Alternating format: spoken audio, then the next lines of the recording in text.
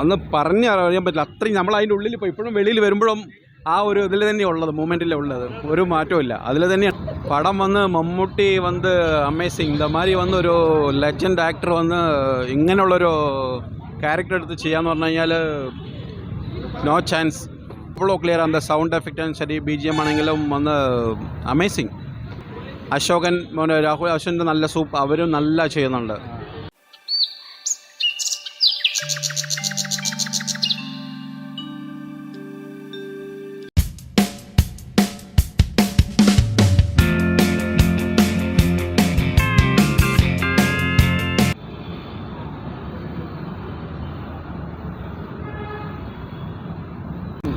படம் வந்து மம்முட்டி வந்து அமேசிங். இந்த மாதிரி வந்து ஒரு லெஜண்ட் ஆக்டர் வந்து ഇങ്ങനെയുള്ളൊരു ക്യാരക്ടർ എടുത്ത് ചെയ്യാന്ന് പറഞ്ഞു കഴിഞ്ഞാൽ നോ ചാൻസ്.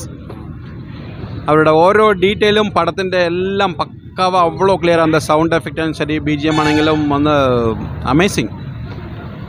അതേമാതിരി അശോകൻ രാഹുൽ അശ്വൻ്റെ നല്ല സൂപ്പ്, അവരും നല്ല ചെയ്യുന്നുണ്ട്. അന്ന് പറഞ്ഞറിയാൻ പറ്റില്ല. അത്രയും നമ്മൾ അതിൻ്റെ ഉള്ളിൽ ഇപ്പോൾ ഇപ്പോഴും വെളിയിൽ വരുമ്പോഴും ആ ഒരു ഇതിൽ തന്നെ ഉള്ളത്, മൂമെൻറ്റിൽ ഉള്ളത്, ഒരു മാറ്റവും ഇല്ല. അതിൽ തന്നെയാണിത് പറഞ്ഞു വരിക. അതെ, യെസ്. ബട്ട് പറയാൻ പറ്റില്ല, അത്രയും ഇതുണ്ട്. എല്ലാവരും ഈ പടം വന്ന് കാണണം. അത് വെച്ച് കഴിഞ്ഞാൽ വെളിയിൽ കാണുമ്പോൾ ഒരു നെഗറ്റീവ് ഇതായിരിക്കും. ബട്ട് ഉള്ളിൽ വന്ന് കണ്ടു കഴിഞ്ഞാൽ അതിനെക്കുറിച്ച് അറിയത്തുള്ളൂ. തീർച്ചയായിട്ടും മമ്മൂട്ടിക്ക് ഇതിൽ വന്നിട്ട് നല്ല, അതായത് നല്ലൊരു അവാർഡ് ഓസ്കാറിൽ കൂടി പോകേണ്ട അത്രയ്ക്കുള്ളൊരു പെർഫെക്റ്റ് ആയിട്ടുണ്ട് ഈ പടം. ഇല്ല, അതാ പറഞ്ഞ ആ ഒരു ഇതെല്ലാം വന്നിട്ട് എങ്ങനെ ചെയ്യാൻ പറ്റുമെന്നുള്ളൊരു ഇതാണ് ഇത്രയും ഇതായിട്ട്. അതാ പറയണത്. ആ ഒരു ഫുള്ള് അത്രയും ആ ഓൾഡായിട്ടുള്ളതും ആ കാടിൻ്റെയും ആ പഴയ വീടുകളുടെ ആ സെറ്റിങ്ങുകളെല്ലാം വന്നിട്ട് അതാണ് തിങ്കിങ്. അത് എങ്ങനെ ഇത്രയും പെർഫെക്റ്റ് ആയിട്ട് അങ്ങനെ ചെയ്യാൻ പറ്റും എന്നുള്ളതാണ് ആലോചിക്കുന്നത്.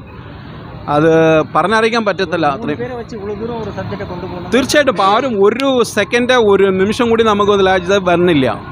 ഫുള്ള് അടുത്ത് എന്താണെന്ന് വെച്ചാൽ ആ ഒരു മൂമെൻറ്റ് തന്നെയാണ് നമുക്ക് വരുന്നത്. തീർച്ചയായിട്ടും എല്ലാവരും കണ്ടിരിക്കണം പടം. തീർച്ചയായിട്ടും സൂപ്പർ.